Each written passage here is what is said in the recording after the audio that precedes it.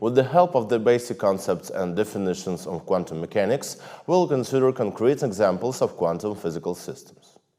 In particular, we'll be interested in how a qubit, the smallest element for storing and processing information in a quantum computer, can be implemented using different physical systems. As we already know, the physical system on the basis of which a qubit can be realized must have two orthogonal basic states. That is, it can be compared with the Hilbert space H of dimension 2 with the orthonormalized basis states 0 and 1. Thus, in the general case, the qubit state is a superposition of states 0 and 1 taken with complex alpha and beta coefficients. In this case, the square of the modulus of each of these coefficients corresponds to the probability of measuring a qubit in the corresponding basic state. In order to be able to implement a qubit, or more globally, a quantum computer, on the basis of some physical system, this system must meet certain requirements or criteria. Such criteria were formulated by David Vincenzo, and therefore today they are called the Vincenzo criteria. So, according to the first criterion of De Vincenzo, the physical system must have two selected orthogonal quantum states. In other words, among the solutions of the spectral equation for the Hamiltonian operator of this physical system, there are two such eigenstates that, at all stages of the calculations, the quantum states of the system will be a superposition of these two states. This is possible in several cases.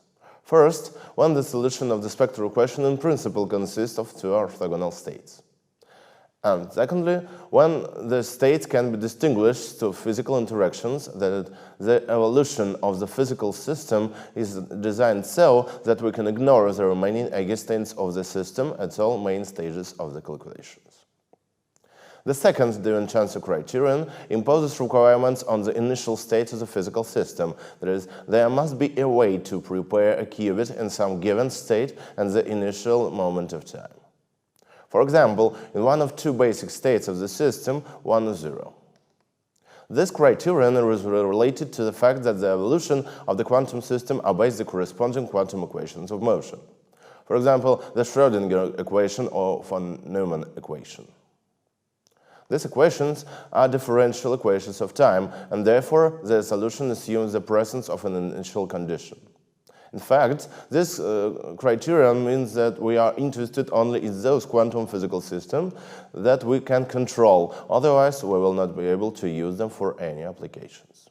The third criterion, De Vincenzo, says that there must be some measurement procedure, that is, there must be a physical device that would unambiguously distinguish each of the two orthogonal states of the physical system on the basis of which the qubit is realized. This condition is quite obvious since at the end of all the logical operations that we perform with qubits, there must be a procedure for measuring their state in order to know the result of these operations. We only know that in practice it is not so easy to satisfy since the measurement process is not always ideal. The fourth criterion is associated with the implementation of logical operations. In particular, for this physical system under consideration, such physical interactions should be possible that would allow to realize on their basis a universal set of quantum logic elements or gates. As a part of our course, we'll discuss what these operations are, and now we only know that several single qubit operations are understood as a universal set. And finally, the fifth criterion is about the lifetime of such system. The fact is, the quantum systems are quite fragile with respect to the processes of the coherence, that is, interaction with the noise environment. And therefore, quantum systems need to be isolated from this environment. The lifetime, or more precisely, the coherence time of a quantum system must be substantially longer than the decoherence time, or alternatively, the time when the quantum states of the system will be destroyed by noise processes. In addition to these 5 criteria, for each individual qubit, there is some general criterion. This criterion is called scalability. According to this, to create a quantum computer on the basis of a physical system, it should be possible to create many qubits that could efficiently interact with each other in a controlled manner, and would be protected from the influence on the coherence.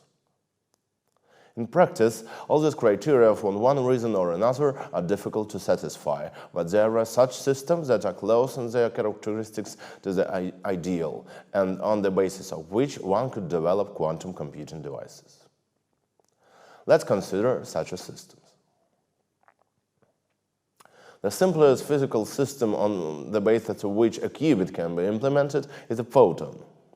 In this case, one can take two states of its polarization as the selected quantum states. For simplicity, the slide shows vertical and horizontal photon polarization.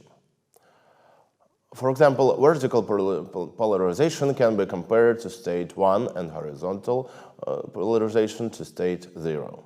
Naturally, other polarization directions for a photon, including also circular or elliptical polarization, can be represented as a superposition of states corresponding to vertical and horizontal polarizations. Note that the basic states 0 and 1 can be easily distinguished using the polarization-sensitive beam splitter and a pair of detectors. On the slide, a photon polarized in the horizontal plane, that is, being in the state of 0, reflected from such a plate, and the photon polarized in the vertical plane will pass through the plate. It is not difficult to guess what will happen to a photon polarized at the angle on 45 degrees or circular in the plane perpendicular of the slide. With probability 1/2, the photon can be reflected from the plate, and with probability 1/2 it can pass through it. In addition, the photon is relatively stable with respect to the noise environment, that is, had great decoherence time. However, qubits based on the polarization of photons have their limitations. Firstly, it is very difficult to prepare a pulse of light that will be guaranteed to contain only one photon, that is, the physical process has a certain finite probability. And as a result, it is even more difficult to prepare several such single photon pulses at a certain specific point in time. So, in this case, the probability of preparing several pulses will be equal to the product of the probabilities of creating a single pulse. At the same time, the preparing time will increase exponentially. That is, if for the preparation of one single photon pulse seconds are needed, and it will take hours to prepare several pulses at a given moment in time.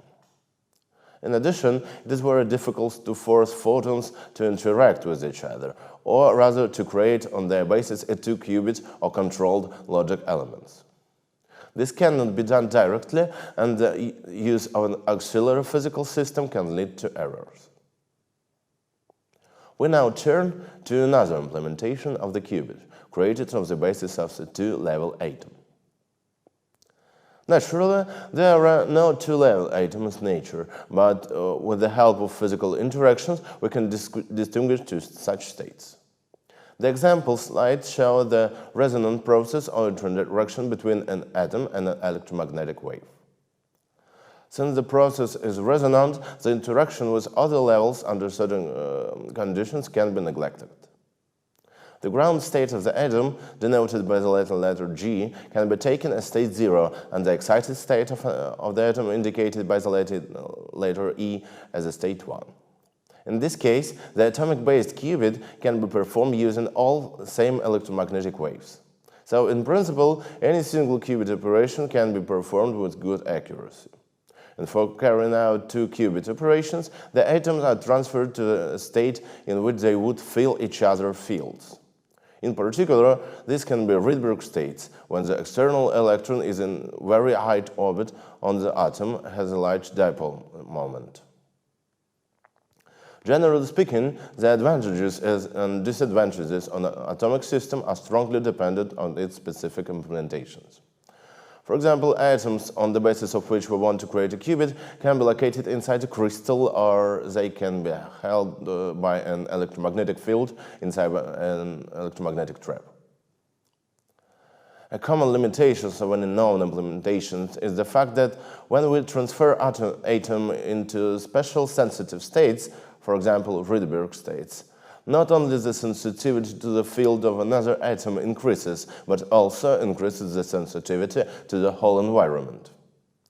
So, creating this interaction, we need for logical operations and thus fulfill one criteria de Vincenzo, we immediately break the other, and the decoherence time decreases. In addition, the intrinsic moment of atoms, atomic nuclei, molecules, and other composite particles can also be called spin. By its properties, the spin resembles the orbital angular momentum, that is, physical quantity characterizing the motion of the entire system or its part in orbit. However, in the case of the back, paradoxically, there is no movement. Spin is a vector quantity, and we will be interested in such particles, the projection of spin, of which on some selected axis will have only two values, 1/2 and -1/2.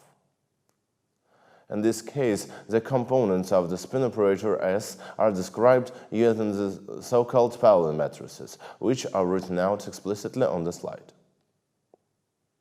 Pauli matrices are of great importance in the theory of quantum computing, and we will discuss their properties in further lessons.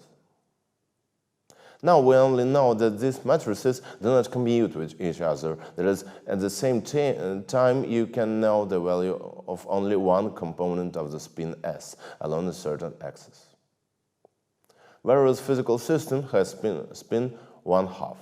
Qubits, as a rule, are implemented on atoms. However, for describing many properties associated with spin, it will be more convenient for us to consider an electron that also has spin 1/2 and whose spin states are clearly distinguishable using the Stern-Geller device.